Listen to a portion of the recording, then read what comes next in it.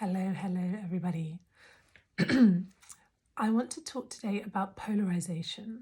So, the polarisation that we're seeing in society, the culture wars, the woke versus anti woke, the cancelling, the blaming, the shaming, all of that stuff. And this is such a big topic. So, I've got notes, first of all, so I'm going to be looking down sometimes. And also, I'm not going to offer a kind of holistic socio-historical analysis on why we got to this place of polarisation. First of all, because it would take a long time, and also because there are many people who are much more expert in that subject matter than me. Rather, I want to offer a perspective, a personal perspective as someone who is looking at this polarisation and really feeling, as a humanity, we can do better than this. Let's move beyond this. So I want to offer a perspective that I hope is helpful for people who feel like they may be in that same kind of space.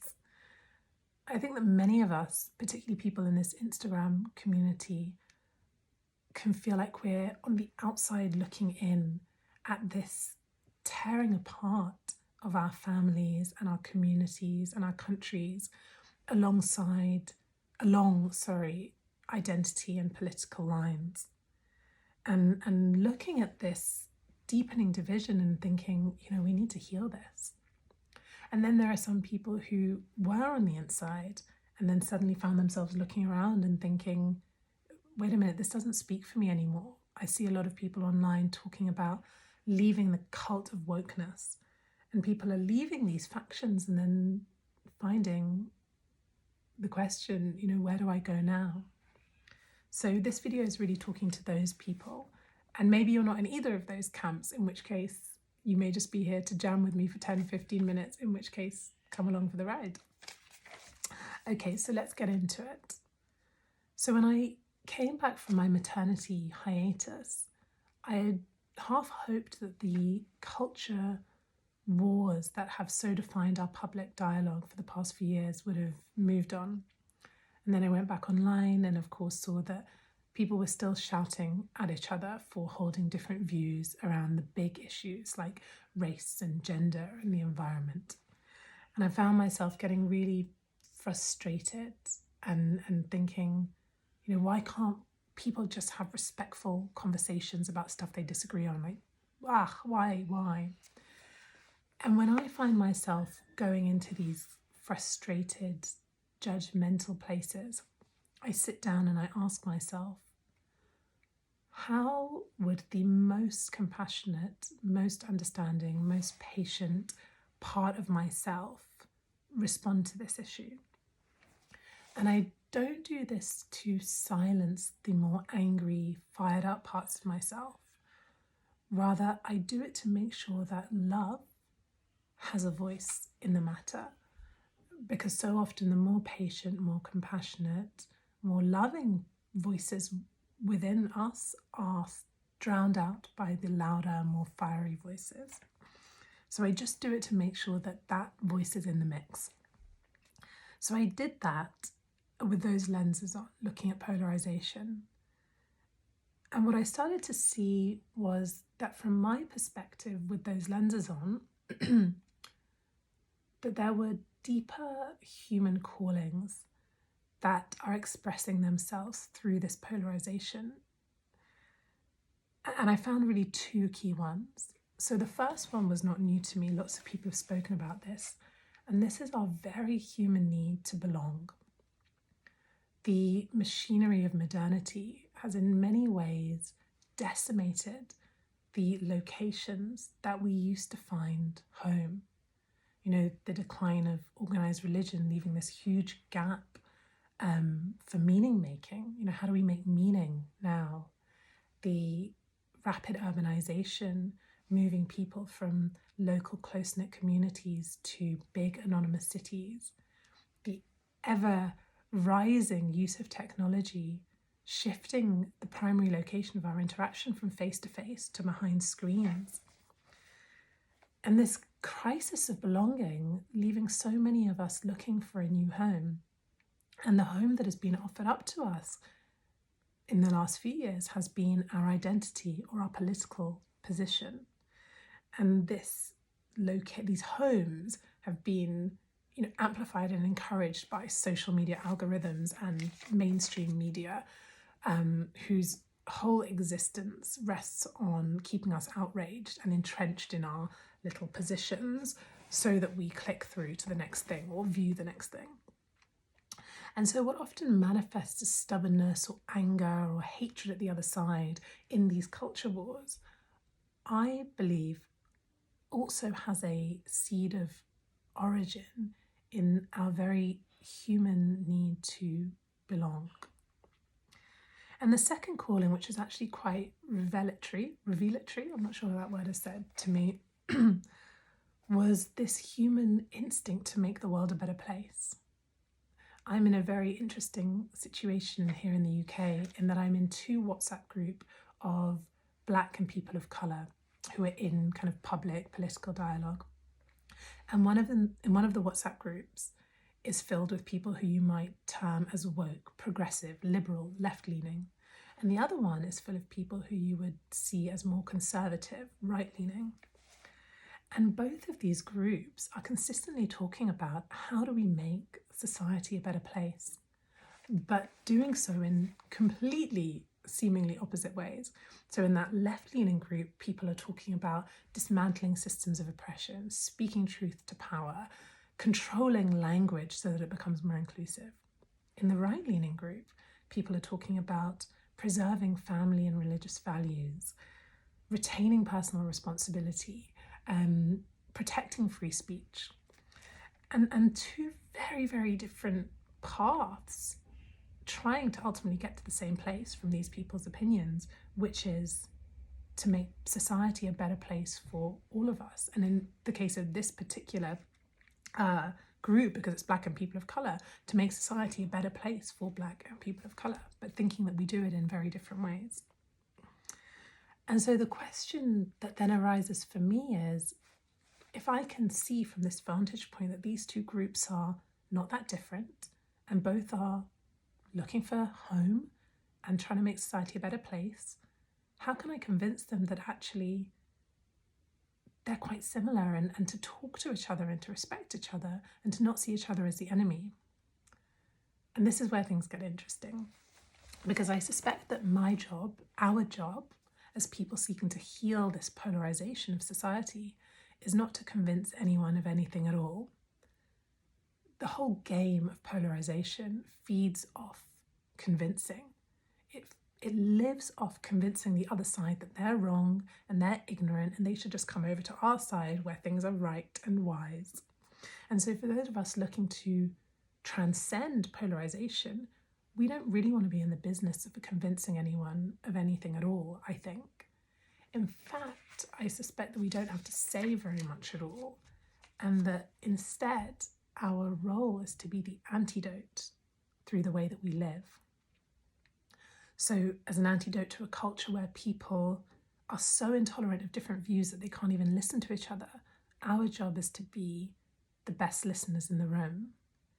In response to a public dialogue where disagreement almost immediately descends into name-calling, our job is to be a model for healthy ways of resolving conflict, and not just in political discussions, but with our partners and our kids and in work.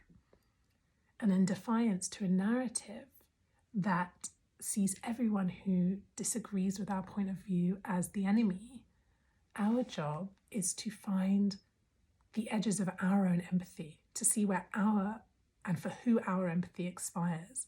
So we might see, for example, these reasonable people in the centre might see vaguely right-leaning and vaguely left-leaning people and think, well, I can have empathy with you both. But does our empathy expire when it comes to Trump or Biden, depending on which way you're leaning?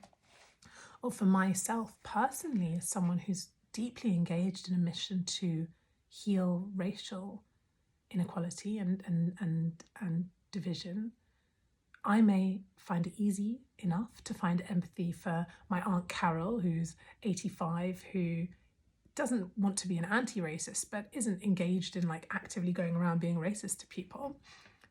But can I find empathy for a white supremacist? And I imagine that some people listening will be uncomfortable with the idea that I should find empathy for a white supremacist. They may think, okay, well, not being an anti-racist isn't necessarily a bad thing, but being a white nationalist or a white supremacist, well, that's just objectively bad. And so we shouldn't have empathy for those people. But I think there's a real misnomer in the understanding of empathy as a social justice tool, where we start to equate having empathy for a person with agreeing with their views.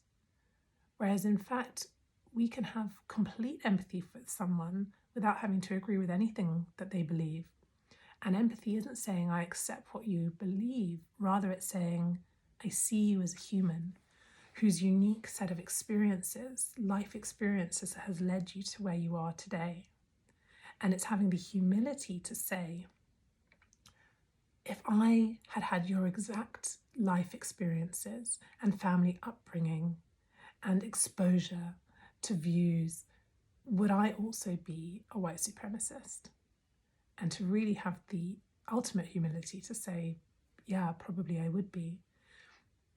Charles Eisenstein, the philosopher, says that if we can't see that if we'd had exactly the same life experiences as someone, would we be then?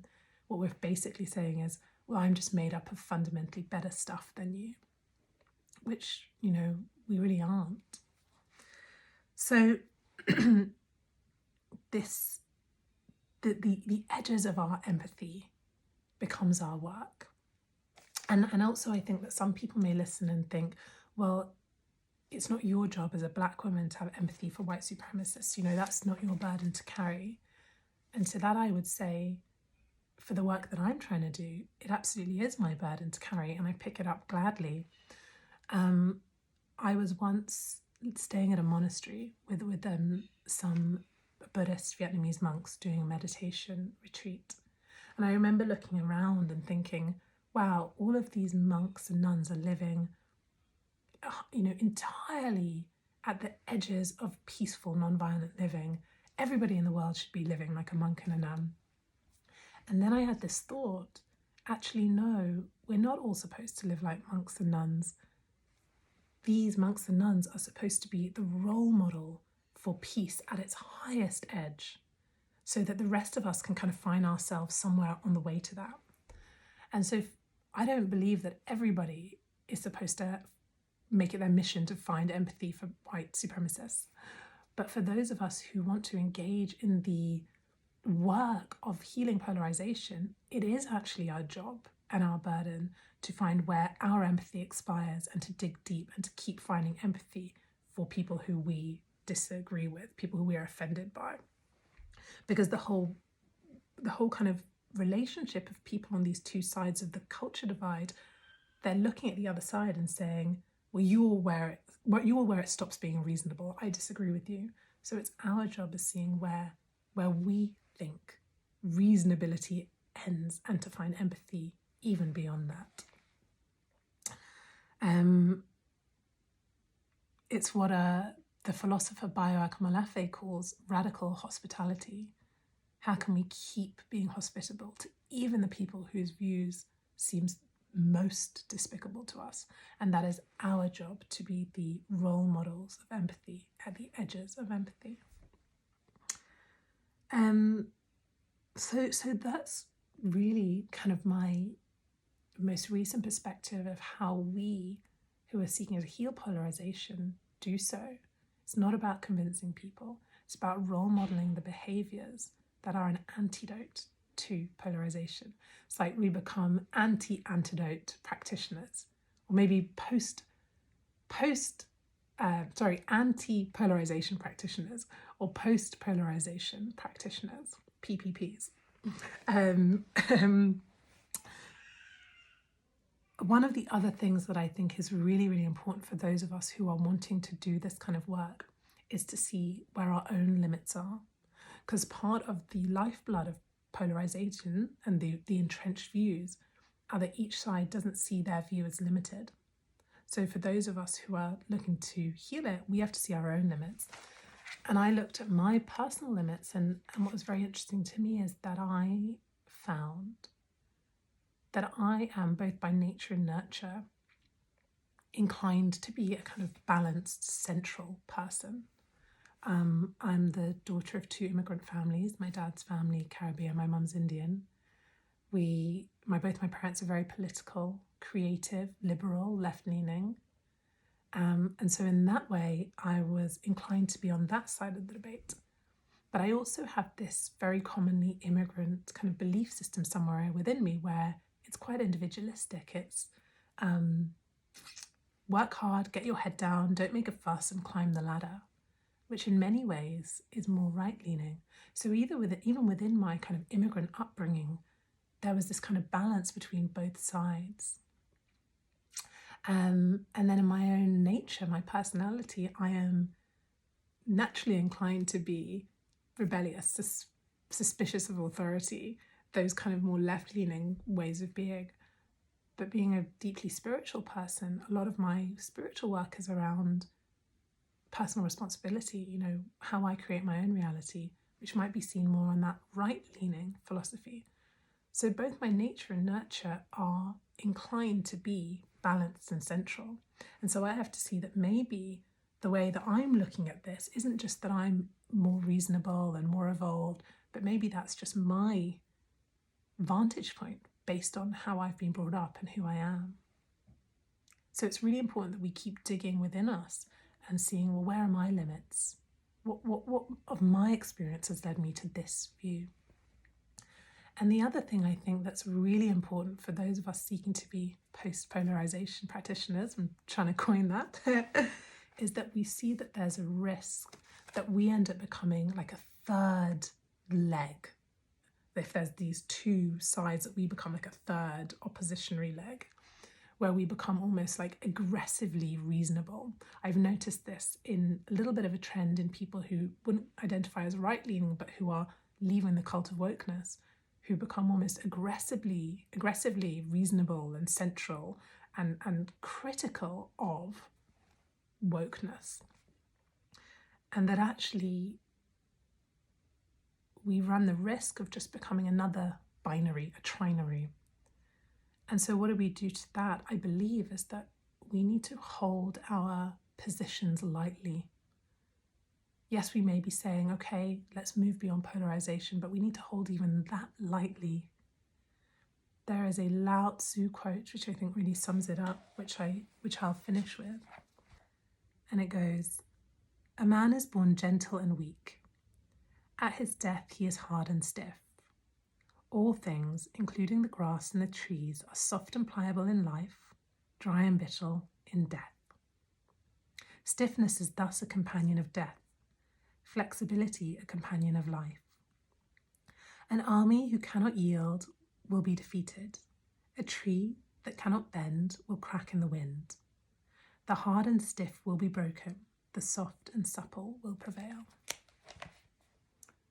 So the way I'm moving through this journey of seeking to be a healer of this polarization is those 3 things. To model the antidote to polarization in all of my life: empathy, listening, radical hospitality, finding the edges of my empathy and then going deeper. It's knowing my own limits so that I don't become a slave to this perspective of, well, I'm just wiser, I can just see more, but knowing that what I'm seeing is a result of my unique life experiences as well. And then to be wary of the risk of just becoming another point of polarization by holding everything I see lightly. Yeah, there are some thoughts on polarization.